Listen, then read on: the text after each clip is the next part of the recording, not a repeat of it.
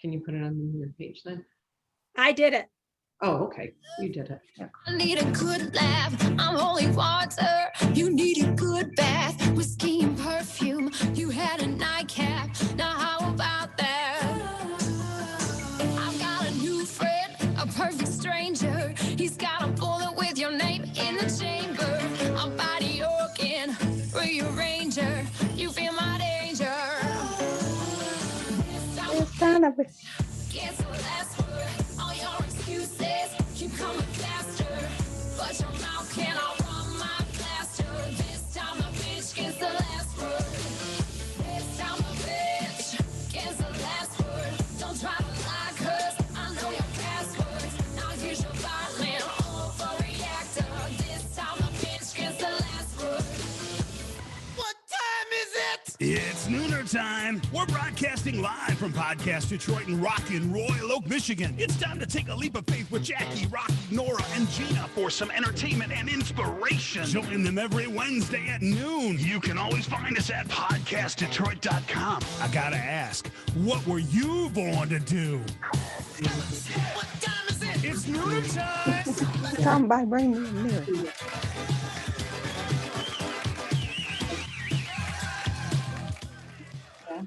Happy hump day. Happy hump day.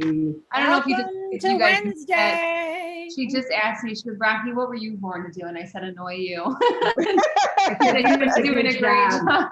You have succeeded. Time to move on. No, I'm not ready to retire. We all, Jackie, Oh, honey, I can always take another Jackie, nap. we have a cross. We all have a cross to bear. Exactly. Yes. Okay. Yours yes. is sitting next to you. Yep. Yeah. Oh, yeah. Okay. So, well, actually, what we're talking about today, before we get into our amazing interview, 1 million acts of kindness goal. Mhm. Did you guys hear about this guy who he's been doing it for 10 years? Him and his dog travel around to all the college campuses. That he's got a huge tour bus that's all painted because he's trying to create this movement of 1 million acts of kindness. He believes that every person, when they get onto this earth, their goal should be to have 1 million acts of kindness in their lifetime. Wow, that's awesome. Isn't that incredible? Really? And so what is he doing then? Oh, he does all kinds of different fundraisers. He travels around in this hand-painted bus. It's actually really cool. With his dog, he has a children's book out with his dog as well, talking about this journey. And he goes to the college campuses and tries to get these college kids involved to do these, and it can be anything, any type of charities, just trying to get them to do different fundraisers and charities. That's really When cool. when you first told us about it, I didn't know he was going to college campuses. I just thought he was just randomly going around, So, and then when I thought he was just randomly going around, I was like, "Ooh, I hope he's safe." So I want to know, does he live on this bus? That's a really good question, because I tried to find out a little bit more about him. He started this 10 years ago, and he has kids that have graduated from college. So, he's a little older, and it's like, I wanted to know why he started this, what happened. But so I don't know if he lives on, he probably does. It's a huge bus. Would you live on a bus? Oh, Could you God, live- no. Yeah, No. no, me neither. Well, let me think about that again. Yeah, no. No, No. no. I might live on a bus. No, yeah, you probably would. Yeah, me and my but- dog. Yeah. But We Rocky, don't like to you go would on the bus. Rocky would live on the bus for about a week, maybe 2. No, I I doubt it. I could totally do it. But I have to give a shout out to George Wilson, who remember him? He was on our show. Wilson Guitars. Yeah. Wilson Guitars. He custom, because speaking of acts of kindness, so he listened to our interview with Justice for Lily, and he just sent me an email that he made them a custom board Wow. to donate at their raffle this summer. That's Now he's amazing. never even met Oh, us. wow, that's great. The interview, and he emailed me, so I hooked them up yesterday. That's and they're so excited because they're also, they have musicians in their family. Yeah. They have a huge fundraiser every year for just for their organization, Justice for Lily, and it's July 24th. So he made them a custom pedal board. That is so I thought that cool. was really cool. Yeah. Have you ever been a recipient of a random act of kindness? Yes. Yes.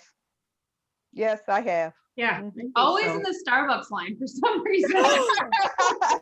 I get like all the time, like the person in front of me will pay, buy my coffee. So then I'll do it for the person behind me. And yeah, That's so cool. Now we've had quite a few people that do it in. in our store. We got people that all the time will, buy the next person in line ice cream or buy their order or whatever. It happens all the time. Yeah. I've done that in the drive-through. I've paid for the person behind me. So I don't know if they carried it on, but I did it. So, and it was fun. I mean, it made me smile. I had it all, it's like, yay. There's Very so many things that you can do that it's not like you have to go out of your way, Right. and it's hard with the mask, but even just saying hello to somebody standing in front, you just don't know how that can change somebody's day. Now, I remember it was probably about a year ago, I was at Meyer in Oxford on the way down when we were at the studio. So before the studio closed. And, I love talking to people in line. Oh, yeah. Yeah.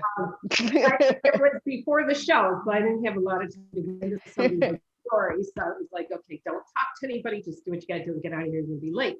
Well, there was an older couple, probably in their mid-80s, behind me. And I'm not kidding you. Randomly, this guy says to me, what's your purpose in life? Or are you living your purpose? I was like, oh my God. I was waiting in the car going, I know. Right. it's going for a reason. Oh, yeah, it's fun. She It's does fun. need a chaperone wherever she I goes. do, but anyway, on to, I thought that was pretty cool though, what this guy's doing. We need to figure out how to get him on the show. There's a contact button, so I will see if he can call in, see if he ever comes out to Michigan, because I think it'd be fun to meet up with him and, Do some random see what we can do. kindness. Yeah, absolutely. So anyway, okay, let's get Anywho. rolling here. We got a really cool interview here.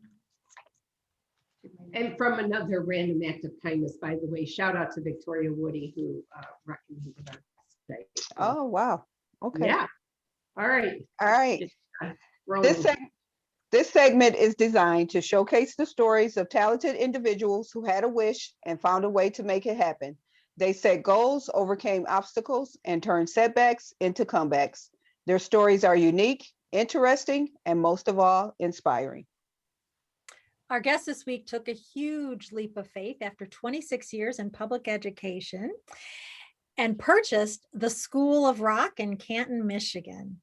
He combined his passion and love for teaching with music and created a place where students can not only learn, but receive a well-rounded education to be a performer, a songwriter, a musician. The School of Rock has also partnered with the Atlanta Records and Artist Partner Group, and with their mission to guide the next generation of writers and performers. Chris Merrick is a positive role model for anyone who has ever hesitated on pursuing a dream. Please welcome Chris to our show as he shares how he made his dream come true. Yay. Welcome. Ba-ba-ba-ba. Now he does look like a principal, doesn't he? Yes. I would With this? How with this? have people here. I was thinking to myself, my principal never looked. All right. Listen, I want to start off by saying when I first met him, like, oh my God, thank God I got some backup here because these three are a lot of work. And he said, he's out of that game. But let me tell you, He's on our side now. Yeah. He's doing no. They will, their behavior will suck you back in. You watch. Nice. That's not true. We are so excited to have you with us today. And before we get into all the backstory on your journey and how you got to this point, tell us about School of Rock Canton. Well, first, thanks so much for having me on today. I really appreciate it. And you mentioned Victoria just a minute ago.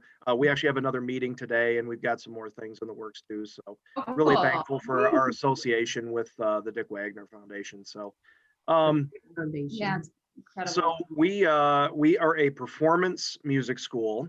So we combine individual lessons and groups, and we basically form rock bands. So it's interesting with my education background. It's kind of a combination of the movie School of Rock and much more order.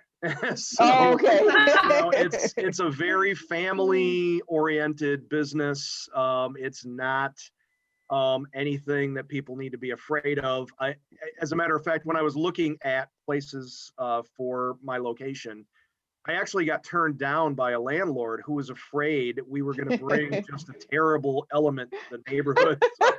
So we could not come in. Expecting Jack Black to show up and all his Right, Jack Black. Yeah. Yep. Exactly. So yeah, we basically our slogan is we make musicians, but we do so much more, especially during these crazy times.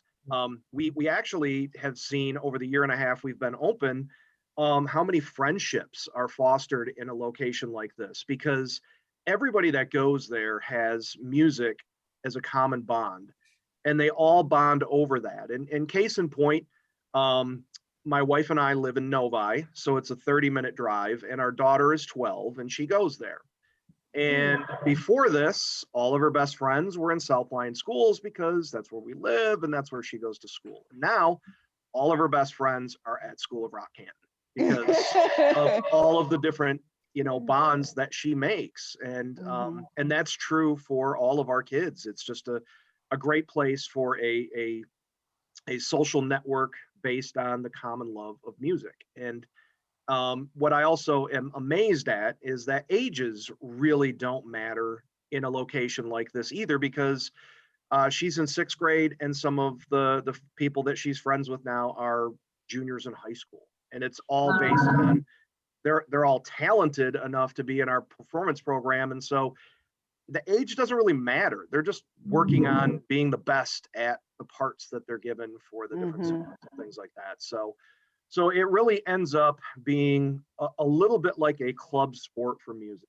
And there's for people who aren't familiar with what we do, that's what I normally equate it to. And it's like competitive dance or club soccer. It's that kind of dedication, but the payoff is great, and you get a lot of public performances.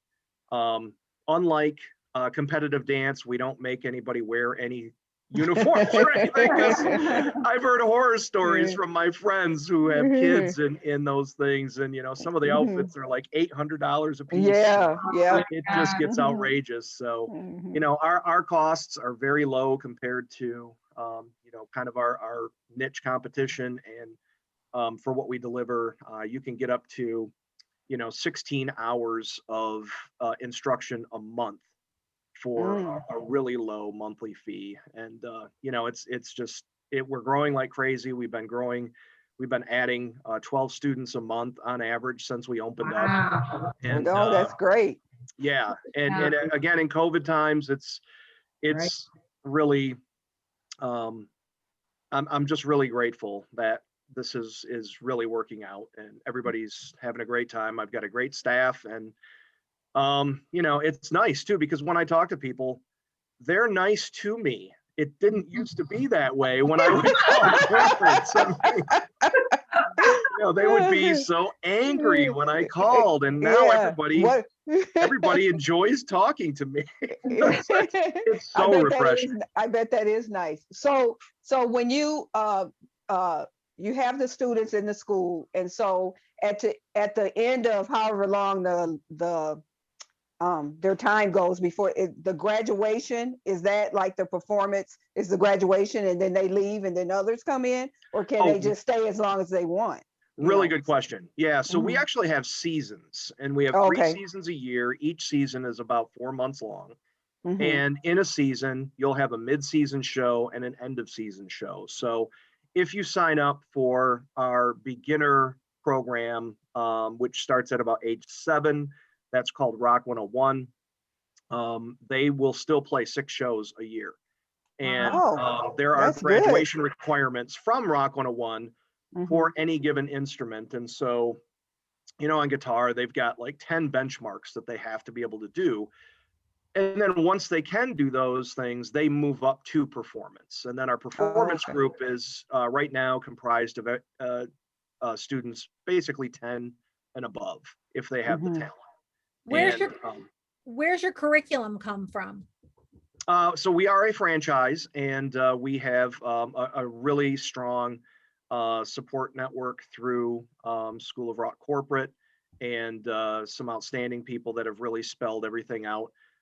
It's kind of what you buy when you buy the territory, is you also buy the curriculum, and Mhm. they map out the suggested songs, and we actually because of how much corporate is growing, we actually have over well over 1,000 songs licensed, to where right now we're running on Monday nights, our performance group is Led Zeppelin, and on Tuesday nights it is Motown.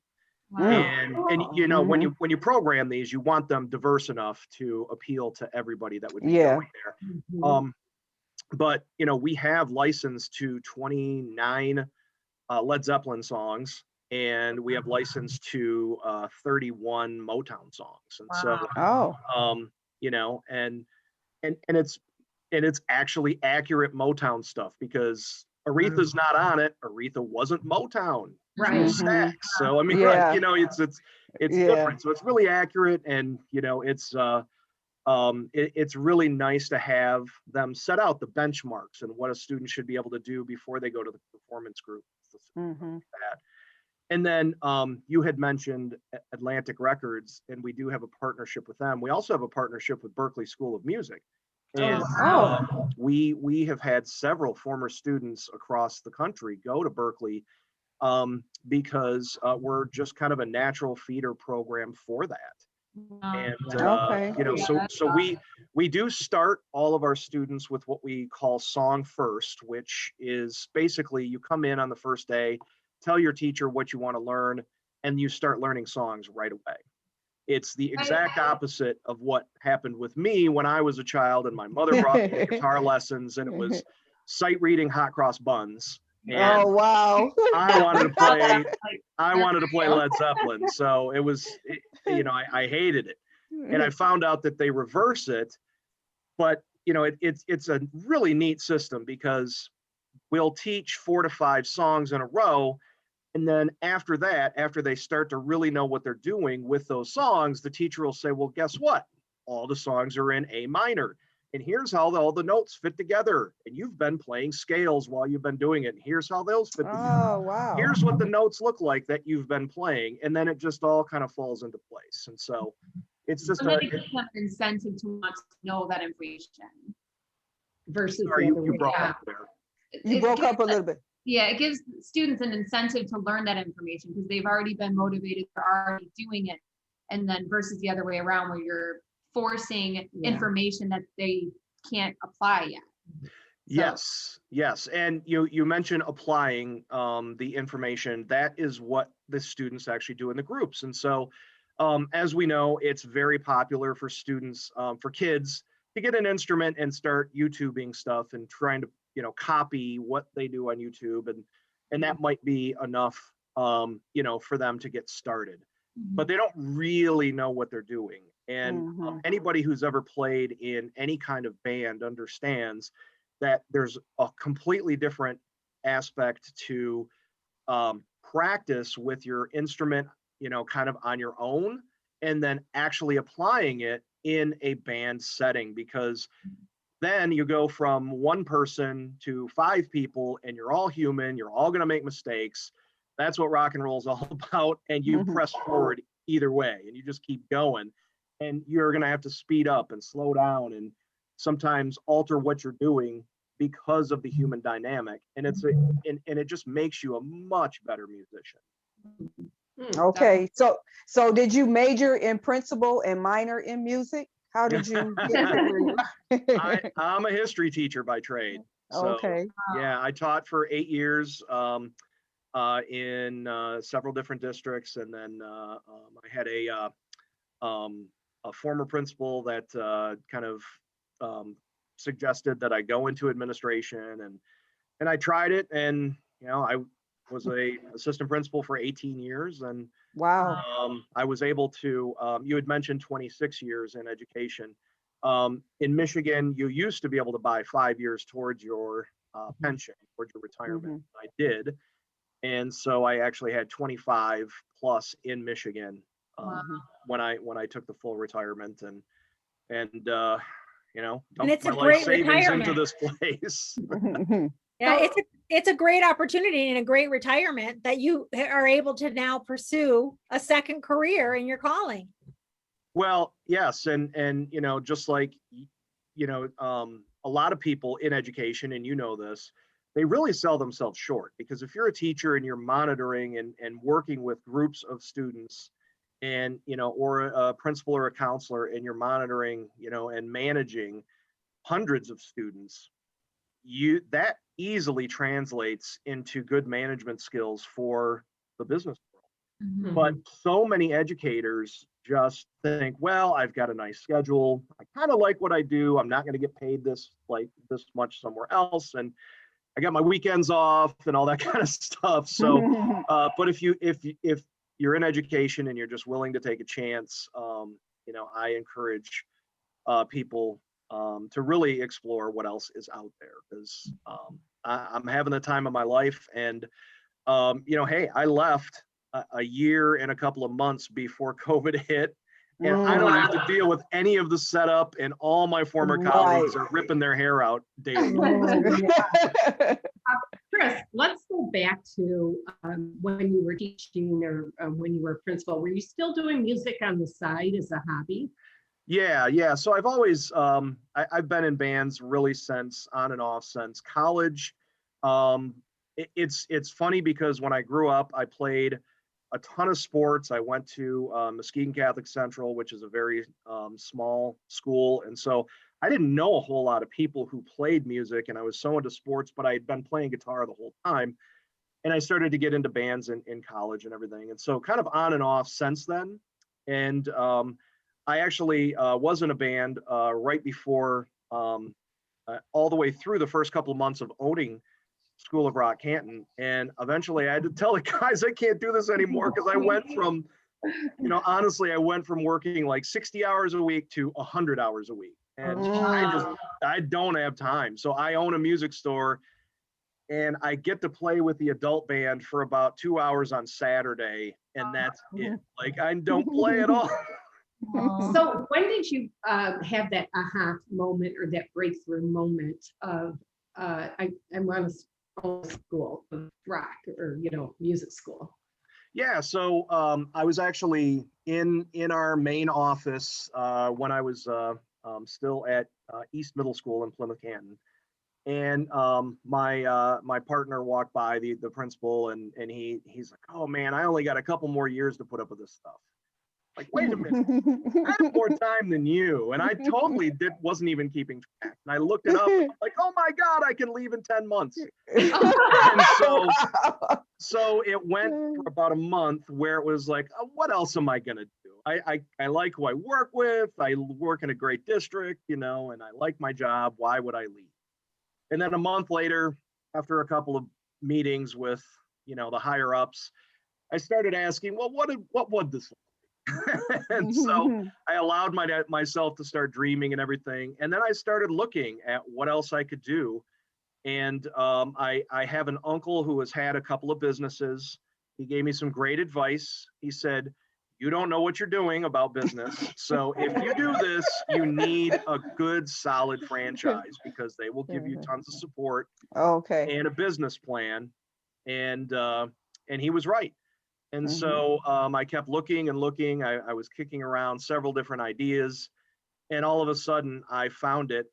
I found an ad for School of Rock for a territory.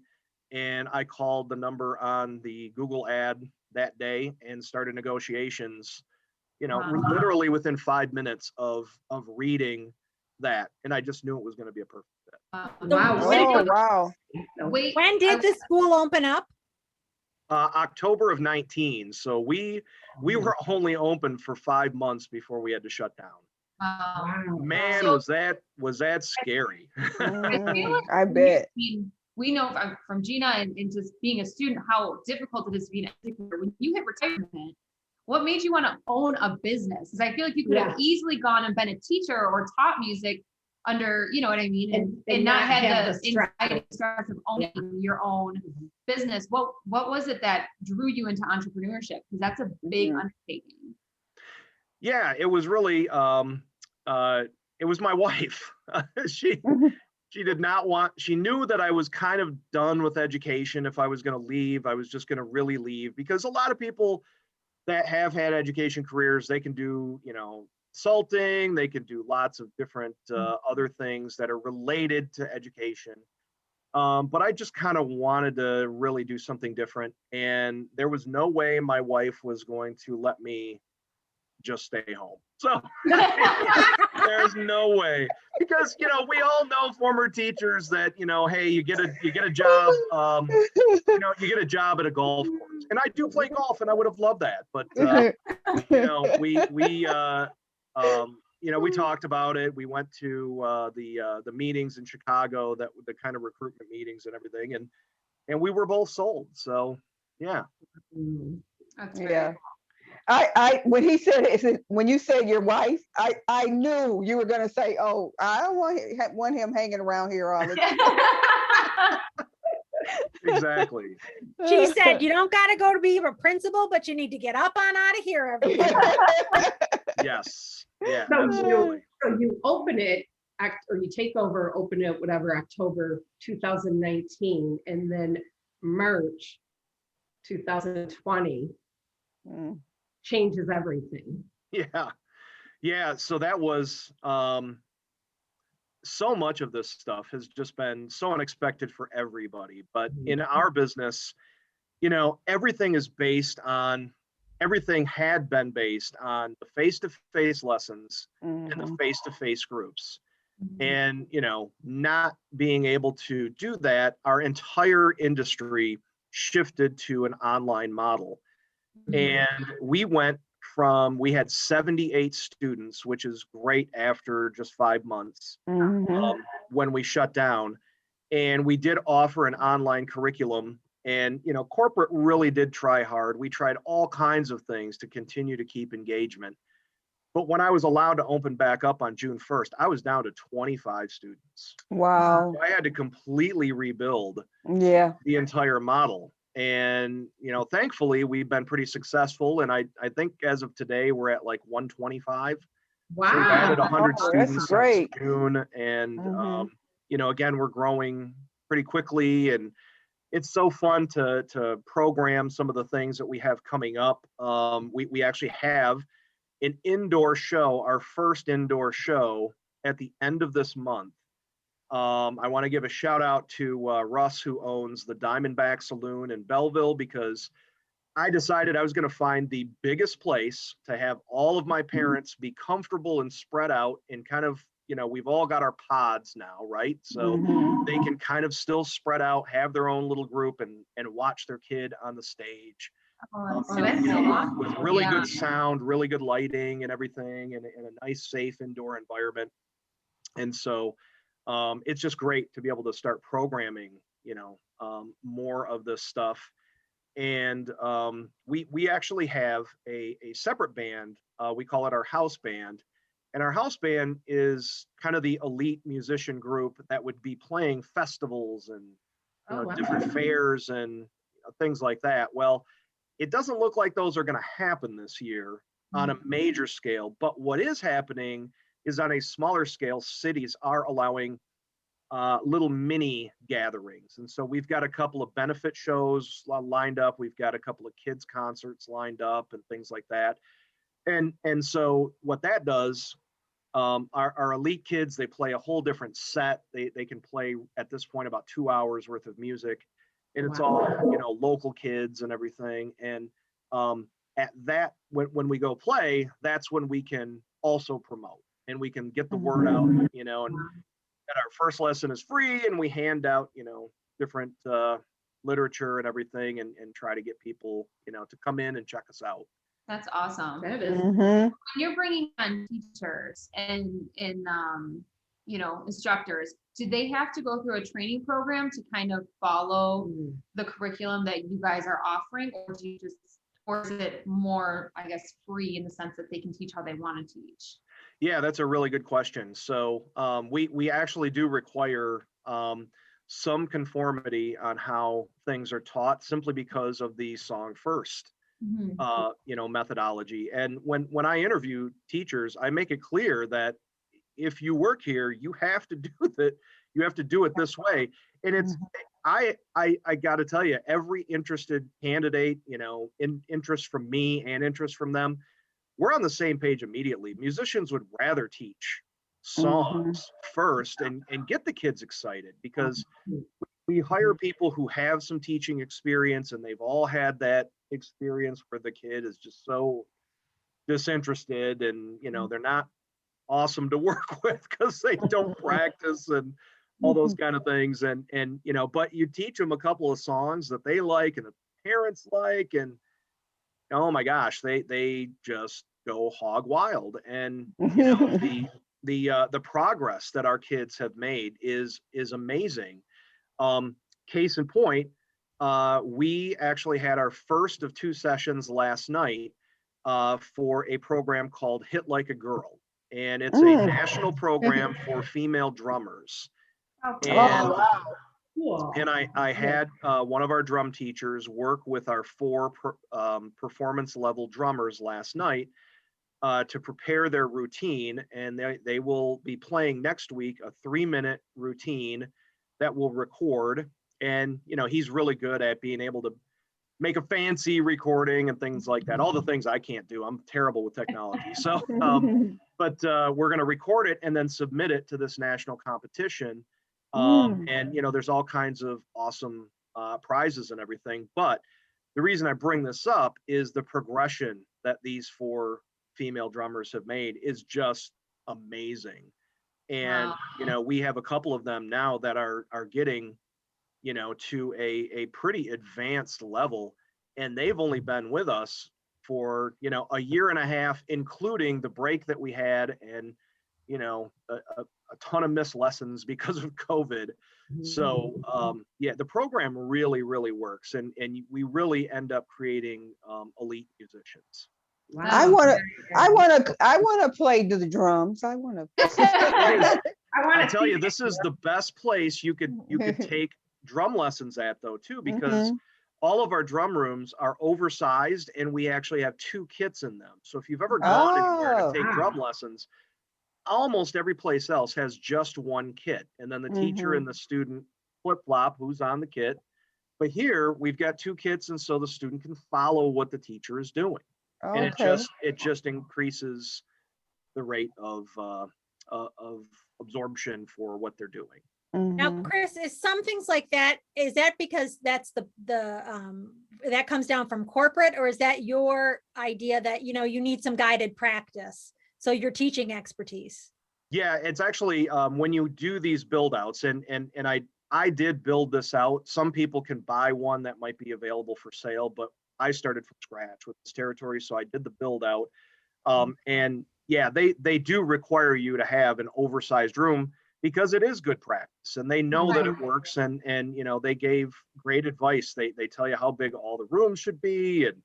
And, hey, thankfully, they told me the rooms need to be 10 feet across, because when we were able to come back, I was able to create good separation between the teacher and student. And in each practice room, we have, a great big sneeze guard. tons of cleaning supplies and things like that. And even in our drum rooms, the 2 drum kits are now separated by a clear shower curtain.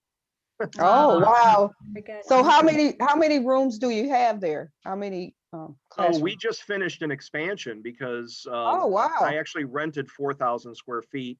Originally Wow. only built out 2,800 because everything is double and triple soundproof. And so it's really, it got pricey for the build out. So, but Sure. we finished up phase 2 and we now have 4,000 square feet. We have 6 regular practice rooms, Mm, 3 drum rooms, so 9 total practice wow. rooms. And then we have 3 rock band rehearsal rooms, and the biggest being in our front, which is over 600 square feet. And they've got we've got now a window view of the sidewalk and the parking lot and our strip mall and everything. And yeah, it's really, really nice. Wow. That's It sounds nice. Yeah. Now you have an adult program too, right? Or is We it? do, yeah. So that's the group that I get to play with, and it's funny. We've gone through a couple of iterations of who's in this band, and sometimes between me and the teacher, we need to fill in. And so right now we don't have a bass player, so I'm playing a lot of bass. And in the past, I've had to play a lot of guitar, and I've had to sing, and I don't like to sing. I mean, it can get us through the song because, hey, at some point, somebody's got to say the words, right? So, but thankfully we have, we recruited a singer and everything. And right now it's pretty interesting too, because everybody in our rock band, adult band, their kids go there. And so it's basically, everybody that, is already invested with their kids, and it's great because they already love the program anyway. And, we just have a really good time. And it's so amazing to see how fast they have progressed as well. Many of them, played in high school and stuff like that, but not since then. And, just by going back and taking some lessons and everything, we're starting to play more and more elaborate, intricate songs. It's a lot of fun. Wow, that is so cool. That is really Yeah. cool. So I'm sure that you probably, some of the adults, how many of the adults would you say came into the school because of their kids? The kids started playing first, and then the adults were like, hey, this looks like fun. So yeah. I'd say actually there's only one that I can think of that didn't play a whole lot before their kid went there. The person I'm thinking of, his daughter started off on keyboards, and he would sit in the lobby. This is, before COVID and everything. And he'd hem and haw that he was in drumline when he was in high school. Man, I really should pull the trigger. And he did this for weeks and weeks. Because I usually like to go out there and talk to people. Right now we don't allow a whole lot of parents inside the lobby and everything for safety reasons. We, keep it thin out there. But when I get to talk to the parents, I love it. And I just remember for weeks and weeks and weeks, he's like, I'm going to do it. And he wouldn't pull the trigger. And finally he walks in one day, has his daughter go to the lesson. He's like, I went to Guitar Center. I bought a kit. I'm signing up. Let's do this. Wow. That's awesome. Yeah. That's so great. Chris, talk about your students and how are the behaviors and the attitudes and the dynamics of the School of Rock classroom and interaction with those students different, or what similarities do you see to the traditional classroom? Well, I mean, there's some basic structures where I make sure that working with my teachers that we plan out in advance where everything, what's going to happen during a season. So basically, this comes from, again, the school planning. But if our semester or season is 4 months long, we have a 4-month plan and then kind of work backwards. And then we have assigned tasks or roles for each student, and then they're rolled out every couple of weeks. And so students are getting new material every couple of weeks and, staying fresh with the new material. And, but the engagement it's just so much higher than a regular school. I mean, the kids just love being there. And, it's really, with some exceptions, it's night and day. I mean, I do know that I've worked with some people, and then as teachers, and then I remember teaching a class that students just, were beating down the door to get into, but those are few and far between when you're thinking of like traditional school setups. And here, the kids routinely bug their parents to come early and, stay late. We actually have a brand new student. For what it's worth, too, our territory is pretty much all of Wayne County, and we have a brand new student from Lincoln Park, and he's a drummer. And I went out and talked to his mother last night. She was waiting in the car because he was still playing. I mean, he'd been there for about 3.5 hours, and wow, he was still in a room just jamming away. And he's really good, and he's just such a great kid. So I just went out and talked to her, and we were laughing about a couple things, and all of a sudden he finally came out. It's like, yeah, I'm ready to go now. So, but Now- you don't necessarily get that kind of enthusiasm in it. right. Has the lockdown, and because so many kids, pre-COVID, it seems like a dream come true that no one had to go to school, and now as kids are itching to get back in school, has their interest jumped because this is an interaction that they've missed for so long, and then just the healing power of music and being able to learn in that capacity. Has there been a shift in your students with wanting to come back? Yeah, so I think we've had a very nice influx of people who are willing to give this a shot. I think honestly, number one, for safety, because it's when you think about it, we are in a niche where we didn't have to necessarily abide by like the rules for gymnastics, because you're working up a sweat. There's lots of stuff that you were working up a sweat at, and you'd be huffing and puffing over somebody else and everything. You don't really work up a sweat at our place, so it's not, there's not really that kind of danger and everything. And so but so parents overall, a lot of parents feel like this is a super safe alternative for their first venture out. And we get that every month. Several new families tell us, hey, this is the first thing we are trying since we've been in lockdown. And so we definitely get that. But interestingly enough, we have a good 30 families that have we still stay in contact with, but were customers of ours before the lockdown, and have just simply said, hey, we'll be back once everybody in the family gets the shots, and we feel like we're comfortable. And so if all that is starting to it looks like it's starting to get better and better. And so we're hopeful that maybe late spring I'll be able to get some of them back. So it'd be great. I would You think will. even from the emotional, the mental benefits of being connected to other kids would just be a huge reason why people would come back, just for that. I know we have a pizzeria, and it was interesting. We had no shortage of help at all. We thought we were going to have a big problem with it, and these kids couldn't wait to get out of the house to come back and pick up as many hours as they could. They were so bored. Bored, and these kids are all used to being busy and doing all these different things, and just staying at home with parents that are also staying at home. Right. So two quick things about that. Several parents, especially when we open back up, just thank me over and over and over again for opening back up and going live, saying, that this was really saving their kid, because, hey, middle school and, part of high school and everything, those can be really hard years. This is a really, really good, super safe outlet, very accepting of everybody, everyone. And, we're just all there for the music. Nobody cares about clicks or anything like that. So, there's lots of bonding there. But you were talking about, hey, get this kid out of the house kind of thing. I hear that from wives of the guys that are in the adult band. Like, thank God you are getting my husband out of the house, Out of the house. we have 2 engineers, and that's what their wives have said. Like, my husband doesn't have to work until July. Get them out. I want them out. Yep.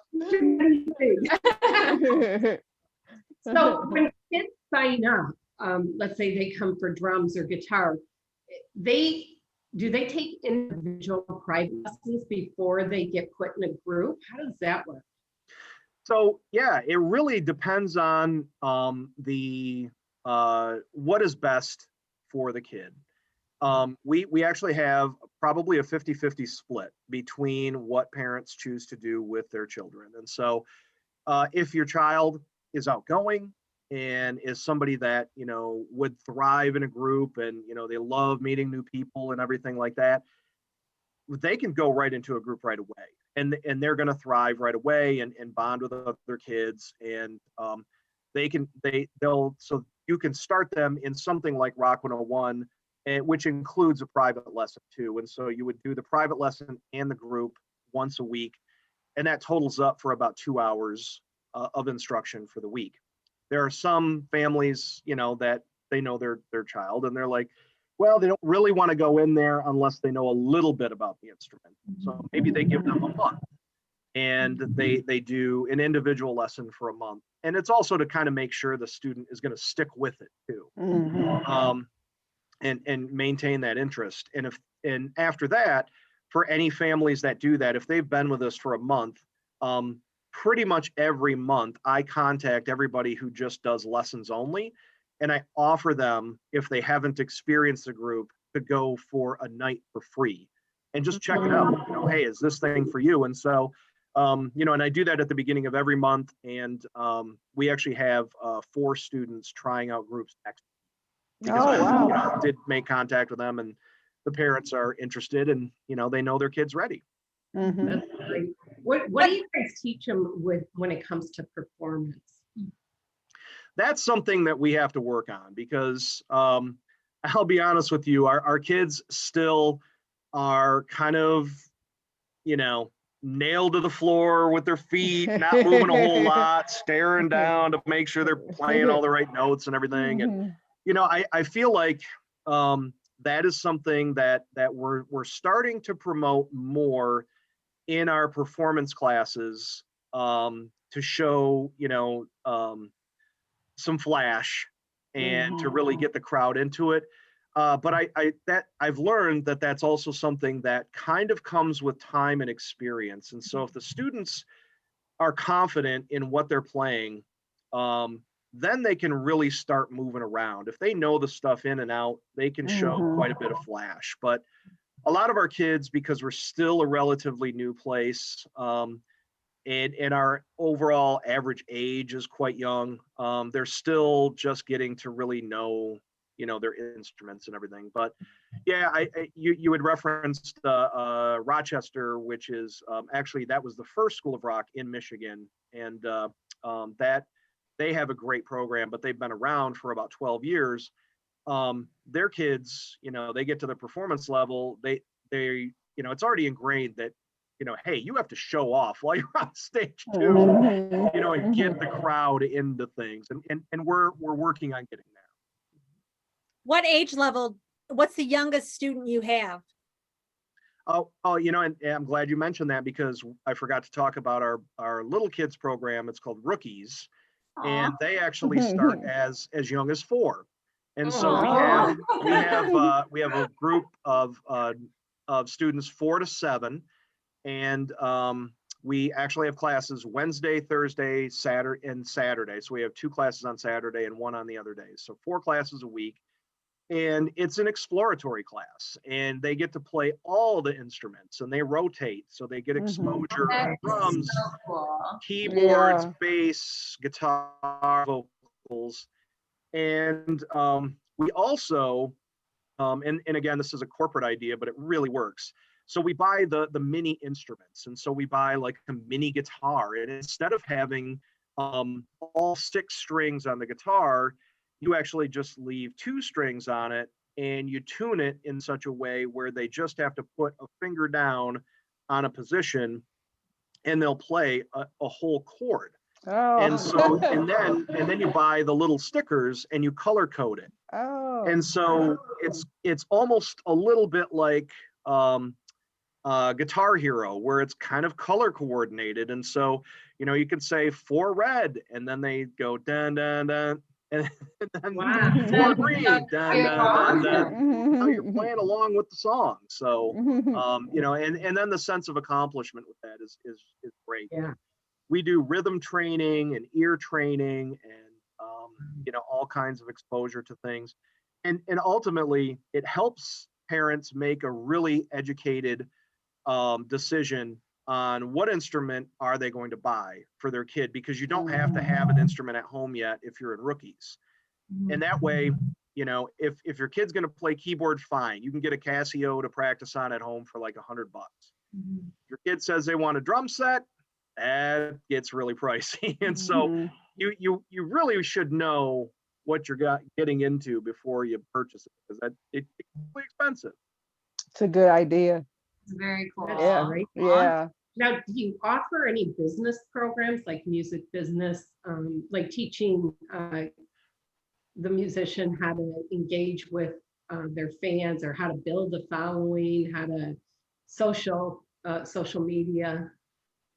That's a great question as well, because we will, when we get bigger, because there is curriculum for that in School of Rock, where we will you know, work with students on engineering and how to, you know, be able to, you know, make sure that they capture sound in the proper way, and all of those things. So yeah, there's tons of stuff like that. But you know, so right now we are again, our average age is a little too young to roll that out, but I hope to do that in a couple of years. The one program we are rolling out and we are running right now is songwriting. And so we have one of our teachers actually has a degree in songwriting from U of M, and he's teaching a full-on songwriting class where the students are writing original songs. And the second half of the season, they're going to be arranging the songs with other musicians. And then at the end of season show, they're going to play their own songs on their own arrangement at our end of season show, you know, in front of a big live audience. Oh, wow. Fun. Yeah. Very fun. Chris, how can everybody find you? They can find you on Facebook and Instagram. And our website. And yeah, your website. those are our kind of our 2 main things. And then our website, it's just you know, you can just Google School of Rock Canton. School of Rock Canton. Chris, is there anything else you want the public to know? Yeah, I mean, we have a great you know, atmosphere here at School of Rock Canton, and if anybody does want to try us, they can come in and not only get a tour, but their first lesson is free. So super easy to come check us out. And you know, we are at, again, like I said, 125, I believe, right now, but our actual soft cap is 315 because we have so much. Wow. So we have tons of room to grow, tons of room on the schedule, and just, you know, amazing teaching staff. And you know, we would love to meet some new people. Congratulations. Yes, congratulations. Thank you so Thank you so much, because now I want to play like all kinds of stuff. So, yeah. Did you hear? Nora? They have a young explorers class from Florida. Of course, I heard that. That's why. All over. Chris, thank you so much. Yes, good luck with thank you. everything. Sounds like you're on an amazing journey, and it's moving pretty quick. It sounds like it's growing pretty good. So congratulations. Well, thank you very much. Thank you so much for having me on the show today. Thank you for joining us. All right, our fortune cookie of the day. Ooh, it's cute. I know. I have a whole bunch of new. Beautiful. Gorgeous. All right, let's see what you got. You know, I have an art degree. All right, here we go. An important person will offer you support. Oh, at School of Rock. Oh, School of yeah, Rock. at School of Yeah. Rock. That's right. Yeah, Oh, that's a good one. Jen. All Yeah. right. Sometimes the only mode of transportation available. Is a leap of faith. Thanks for taking a leap of faith. Have a great, safe week, and it's a beautiful sunny day. So Happy rock on, Wednesday. everybody. Rock on. Rock Bye. on. Bye, guys. Bye. Have a good Thanks, day. Chris. See Thanks, ya. guys.